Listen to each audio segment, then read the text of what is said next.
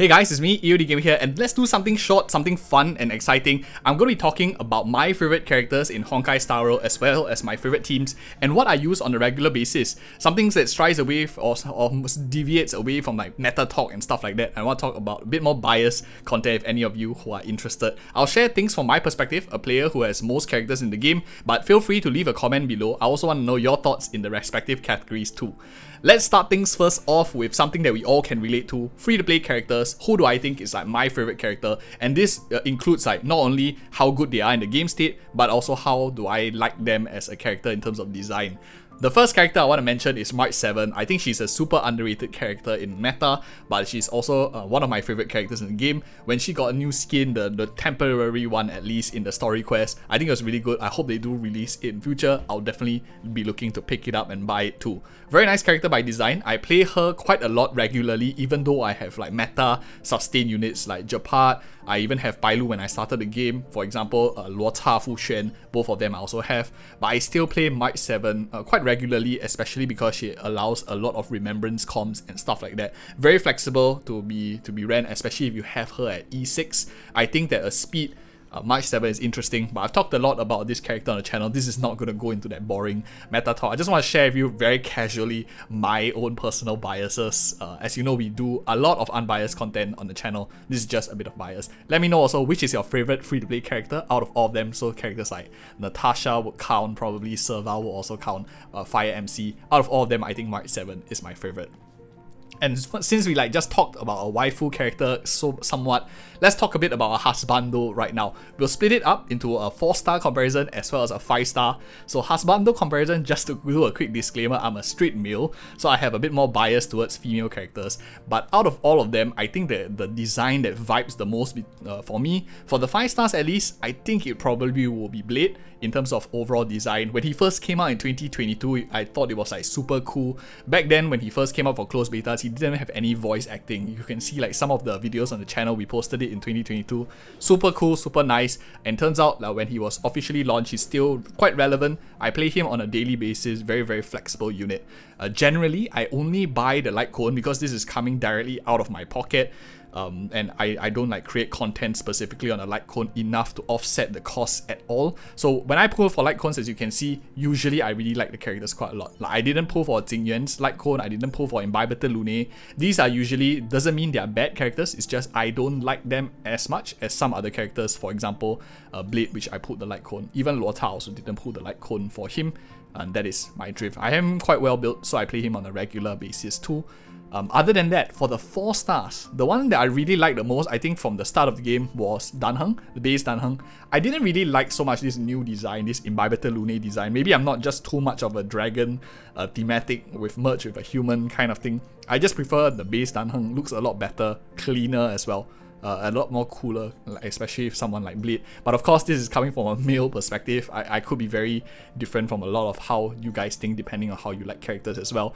Something that I don't really care too much, I didn't really care too much about Jingyuan's design. I don't really think Welt is very cool.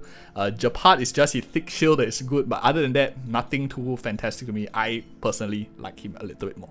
But that is for the male characters. For the female characters, if you guys have been following the channel for a long time now, you will know that my number 1 is like Kafka. So I'm not going to elaborate on that because it's like kind of very mainstream. Let me talk about like number 2 that I think is worth considering. And we'll split it into like 5 stars and 4 stars too.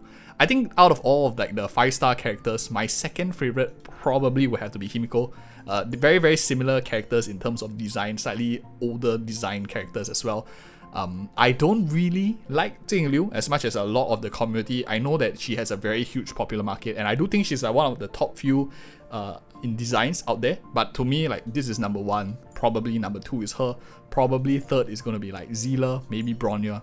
I'm torn between these two, but that's like kind of like my bias right now out of all of them. But out of them, I think Kafka is probably definitely the best. Other than that, who do I think is quite interesting for the 4-star category? Of course, we mentioned Marsden already, but I think one character that probably ranks a little bit higher out of the 4 stars would have to be a character like Susang. I really like her design, her character design. She's very carefree nature as well in the story, so meta, okay, decent, story is like very good, personality very good, probably something that I can drift with. And if you're talking specifically about English VAs, I think Pella's English VA is very nice because she acts as Altina as well, who is a voice actor for one of the characters in Trials of Cold Steel. I think it's super nice to have a game that I really love outside of Honkai Star Rail, one of the voice actors acting here. That's why also I really like this character too. So that is for 4 stars, 5 stars. And I want to talk about one future unit that I actually I'm very interested in and definitely like the design as well. Let me just go into the data bank because she appears in the light cone. Which one was that again? Let me just scroll real quick. I think most of us will be familiar with the character if I can find it and show it. Where is that character? I think is it Harmony here? So it is, I think the character's name is Ron May. Is it in Erudition? Yeah, so this one here, Genius Repose. I think I'm quite excited for this character. Normally, I don't know, is she gonna be meta or not, who knows, but I think the character's design is definitely something that I really like. Looks a little bit by a Shusang in terms of like the brown hair and stuff. So that is a character in future that I'm looking out for. And of course, Nihility Scrulium is also another one that I think I'm quite interested in. When he first came out, I think it was quite cool as well. So I'll definitely be excited for this character. So those are like one male, one female characters that I'm looking out in future too. So on a daily basis, I think some of you might be curious, what teams am I running? So the meta team that I'm running right now, like every day that I'll be playing, is always a combination of the Jingliu, Blade, double DPS, hyper carry. I auto battle everything now on a daily basis. I don't actually play the game in a sense. I don't play on manual because it's quite easy right now, to be really frank, when you have most characters in the game well built, and I have been at level 70 on my account for the longest time. I think it's like over a month and 2. I refresh on a daily basis, so you must understand that I have a lot more energy than other people that don't refresh. I've also been playing from day 1. So these two, I think super meta, Jingliu, Blade, Bronya, probably like the highest DPS comp right now in the game. The last slot is flexible. I play Luota because he's at E1, which gives attack to my whole team, but you can easily play like other units like Bailu. I even did a showcase for Nickss in this team composition when you guys challenged me to play with unoptimal team comps because you saw that I was getting too comfortable with 2 meta units. I even used her to build a team around it as well, and that is the meta that I use. But for me, preference, if I didn't have to like clear any content, hard content, I would actually be playing with this team here. You can see my drift and my bias because it's like pure waifu team. So why do I play this team is I like Kafka a lot, I like Himiko a lot. She has good AoE clear, helping me take out the squishy monsters when I'm doing my fast runs. My Zila is E6, so she's pretty well built to one-shot stuff, and Fucc just helps me run more waifus in the same team, and she's decent, pretty decent herself too. Very, very strong unit, and that's why I play this team. If I was just like auto battling stuff, like farming for some mats and whatnot, and I'm not too particular. For a free-to-play team that I use a lot is probably this team here. I play with Fire MC, Mark 7, Natasha, Serval. Again, sorry for any Husbando lovers, I don't really play Husbandos on a regular basis, but I cover all of them in content too, and I also talk about it for team compositions.